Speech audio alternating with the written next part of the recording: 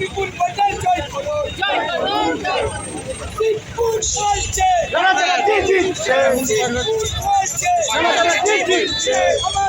আমার ভোটার জিতবে। তাই তো বলি ভোট ভোট ভোট দিন, নিজের ভোট নিজের দিন, ভোটার বলে দিন, ভাই বলে বলে দিন। এসছেন রানাচাঁদের সমর্থনে, কি বলবেন আজকে? আজকে যে ইউসুফ পাঠান এসেছে ভারতবর্ষের একটা বিখ্যাত ক্রিকেটার, তার যে ছক্কাগুলো ছিল যেভাবে মারতো, এই শিবপুর বিধানসভা থেকে বিজেপির প্রার্থীকে সেইভাবে ছক্কা মারবে এবং 29 তারিখে যে ছক্কা মারবে 4 তারিখে তার রেজাল্ট দেখবেন। শিবপুরের রানাচাঁদা কি জিতছে, তৃণমূল কংগ্রেস জিতছে। এসআইআরে 91 লক্ষ লোকের বাদ গেছে নাম, তা শুভেন্দু অধিকারী বলছে তৃণমূল কংগ্রেস এবছরে ক্ষমতায় থাকবে না, কি বলবেন এটা নিয়ে? আমরা 91,000 রানকে কভার করার জন্য আমাদের বিখ্যাত প্লেয়ার ইউসুফ পাঠানকে এনেছি।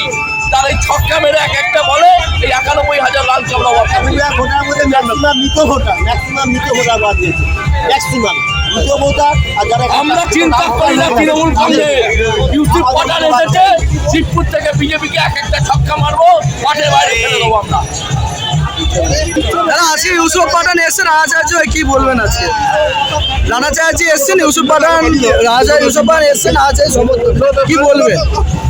দেখুন, আমাদের তৃণমূল সরকার এরকমই মমতা ব্যানার্জি, যে তার সঙ্গে বাংলার মানুষ সব সময় আছে, আগেও ছিল, বর্তমানেও আছে, আগামীতেও থাকবে। এটা আমি আপনাদের অনেকবার বলেছি যে মানুষের পাশে যারা থাকে তারাই সর্বদাই থাকবে, এটাই বাংলাদেশ। বাইরের থেকে এসে কখনো কোনো জায়গায় কারো ঘরে কেউ সংসার করতে পারে না, এটা আমরা জানি বাংলা ভাষা।